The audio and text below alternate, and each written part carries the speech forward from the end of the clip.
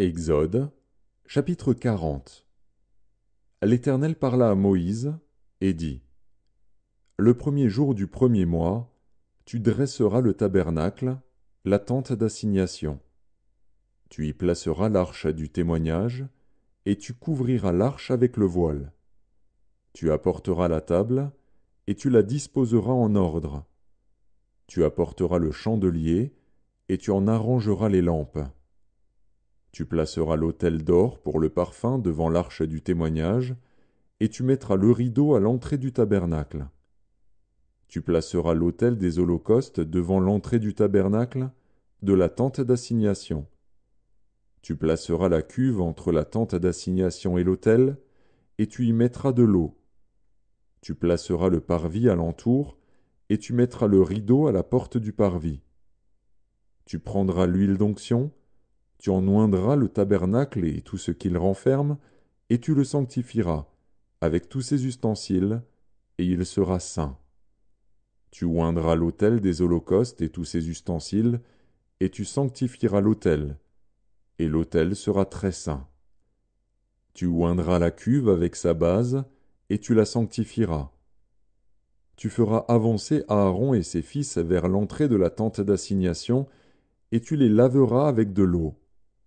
Tu revêtiras Aaron des vêtements sacrés, tu l'oindras, et tu le sanctifieras, pour qu'il soit à mon service dans le sacerdoce. Tu feras approcher ses fils, tu les revêtiras des tuniques, et tu les oindras comme tu auras oint leur père, pour qu'ils soient à mon service dans le sacerdoce. Cette onction leur assurera à perpétuité le sacerdoce parmi leurs descendants. Moïse fit tout ce que l'Éternel lui avait ordonné, il fit ainsi. Le premier jour du premier mois de la seconde année, le tabernacle fut dressé. Moïse dressa le tabernacle, il en posa les bases, plaça les planches et les barres, et éleva les colonnes. Il étendit la tente sur le tabernacle, et il mit la couverture de la tente par-dessus, comme l'Éternel l'avait ordonné à Moïse. Il prit le témoignage, et le plaça dans l'arche. Il mit les barres à l'arche, et il posa le propitiatoire au-dessus de l'arche. Il apporta l'arche dans le tabernacle. Il mit le voile de séparation, et il en couvrit l'arche du témoignage, comme l'Éternel l'avait ordonné à Moïse. Il plaça la table dans la tente d'assignation, au côté septentrional du tabernacle, en dehors du voile. Et il y déposa en ordre les pains, devant l'Éternel, comme l'Éternel l'avait ordonné à Moïse. Il plaça le chandelier dans la tente d'assignation, en face de la table, au côté méridional du tabernacle. Et il en arrangea les lampes, devant l'Éternel, comme l'Éternel l'avait ordonné à Moïse. Il plaça l'autel d'or dans la tente d'assignation, devant le voile. Et il y fit brûler le parfum odoriférant, comme l'Éternel l'avait ordonné à Moïse. Il plaça le rideau à l'entrée du tabernacle.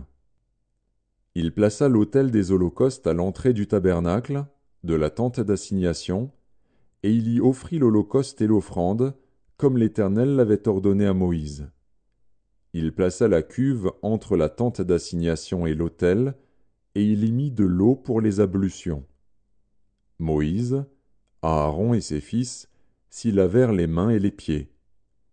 Lorsqu'ils entrèrent dans la tente d'assignation et qu'ils s'approchèrent de l'autel, ils se lavèrent, comme l'Éternel l'avait ordonné à Moïse.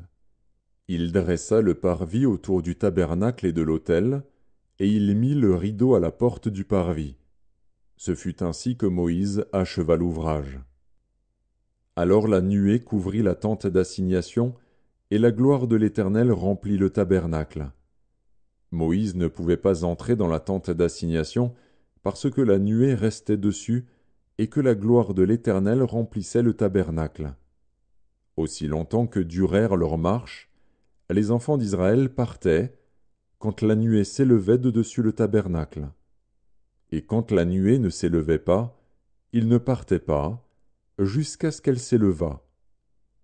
La nuée de l'Éternel était de jour sur le tabernacle, et de nuit, il y avait un feu, aux yeux de toute la maison d'Israël, pendant toute leur marche.